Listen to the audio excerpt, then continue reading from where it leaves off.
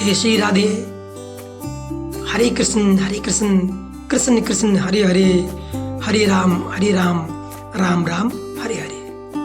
भगवान श्री वेद व्यास द्वारा रचित महाभारत की एक विचित्र, एक अनोखी कथा अब लोगों को सुनाने जा रहा हूँ। आप लोग ध्यान देकर अवश्य सुने। गुरु द्रोणाचार्य की जन्म की कथा।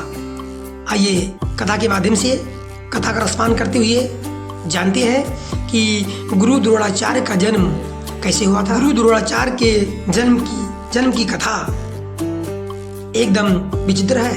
एक समय वर्तशील व यशस्वी महर्षि भरद्वाज सभी महर्षियों को साथ लेकर गंगा स्नान करने गए।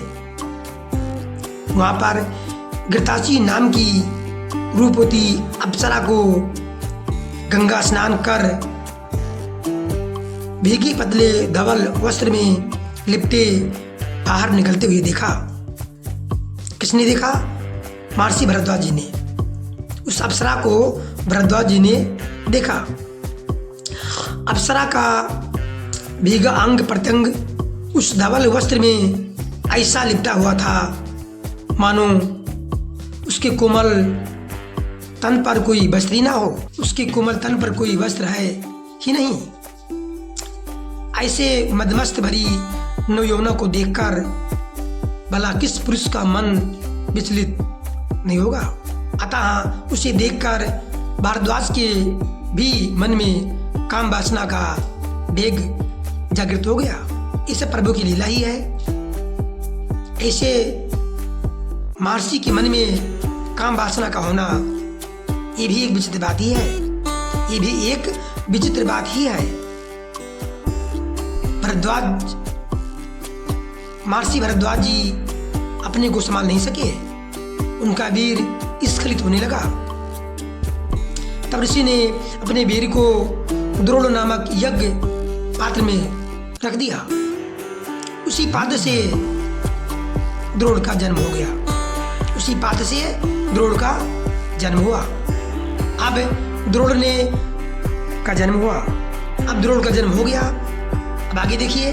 द्रोण ने सारे वेद वेदांगों का अध्ययन किया तथा गुरु भरद्वाज की आज्ञा से अग्निवेश ने द्रोण को आग्नेयास्त्र की शिक्षा दी। यानी द्रोण के पिता भरद्वाज, द्रोण के गुरु जी भरद्वाज ही है। भरद्वाज ऋषि के समाधिस्थ होने के उपरांत द्रोणाचार्य अपने आश्रम में रहकर तपस्या करने लगे। द्रोणाचार्य की शादी शरद्वान की पुत्री कृपि से हुई। शरद्वान की पुत्री कृपि से हुई।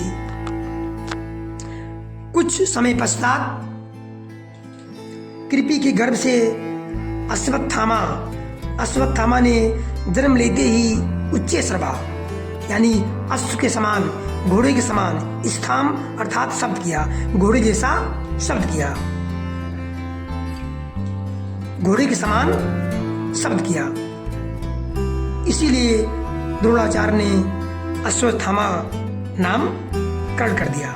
अपने पुत्र का नाम अश्वत्थामा कर दिया। एक बार जन्मदग्नि पुत्र परशुराम ने अपना सब कुछ ब्राह्मणों को दान कर दिया।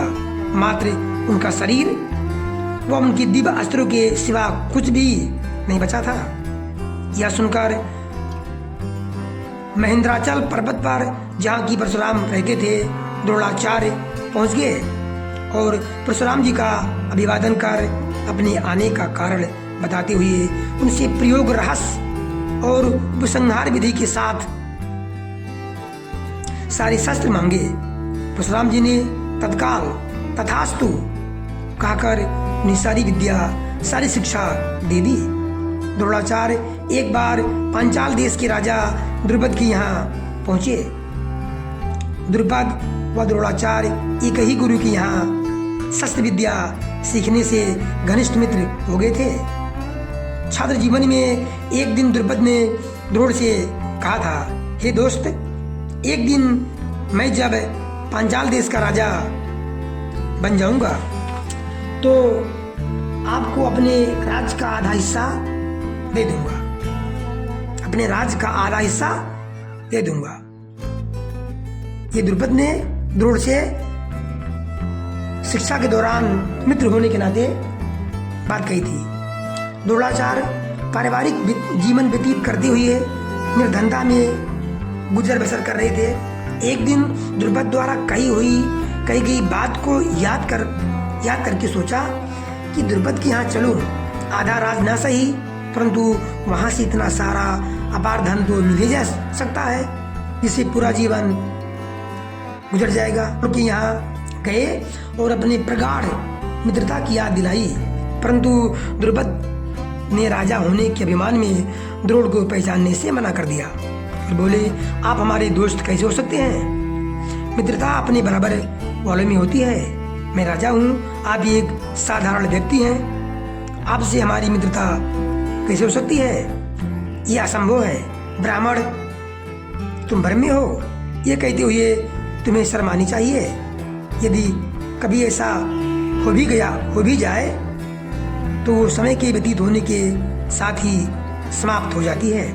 द्रुपद की अपमानजनक बात सुनकर द्रोण क्रोध से कांप उठे तथा द्रुपद को मन ही मन सबक सिखाने की प्रतिज्ञा कर क्रोध के आवेश में हस्तिनापुर आकर अपने साले कृपाचार्य के यहाँ गुप्त रूप से रहने लगे। एक दिन कुरुवंश के बालकों का गुल्ली डंडा खेलते समय गुल्ली कुएं में गिर गई। बालक अथक प्रयास करके भी गुल्ली से नहीं निकाल सके। द्रोण बोले, तुम्हारे क्षत्रिय बल और अस्त्र विद्या को धिक्कार है और तुम कुएं से गुल्ली नहीं निकाल सके। अपनी अंगूठी कुएं में फेंक कर बोले, देखो मैं तुम्हारी गुल्ली व अंगूठी सीख से बाहर निकालता हूँ। पहले एक सीख मंत्र से अभिमंत्रित कर कुएं में फेंकी, सीख जाकर गुल्ली में गड़ गई।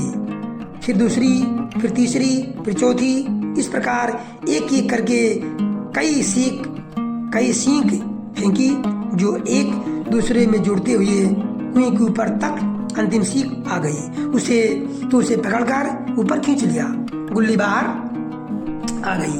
फिर बाढ़ छोड़कर अंगूठी को भी निकाल दिया। बालक प्रसन्न हो गए।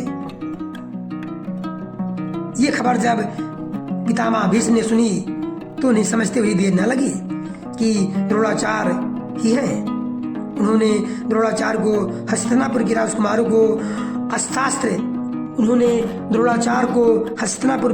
को शस्त्रास्त्र विद्या में दीक्षित करने के लिए तत्काल नियुक्त कर लिया तथा बोले, हे महाराज, आप धनुष उतार दीजिए और यहाँ रहकर कुमारों को धनुर्विद्या की शिक्षा देते हुए गुरुओं के पास जो कुछ भी राज व धन है उन सबको अपना समझते हुए उपयोग कीजिए। आपकी इस कृपा को हम अपना अहोभाग समझते हैं। इस प्रकार भीष्म द्रोणाचार्य से कहें। आज की महाभारत की कथा यहीं तक। अगले वीडियो में आपको एक रोचक कथा महाभारत से अवश्य सुनने को मिलेगा। हरि ओम।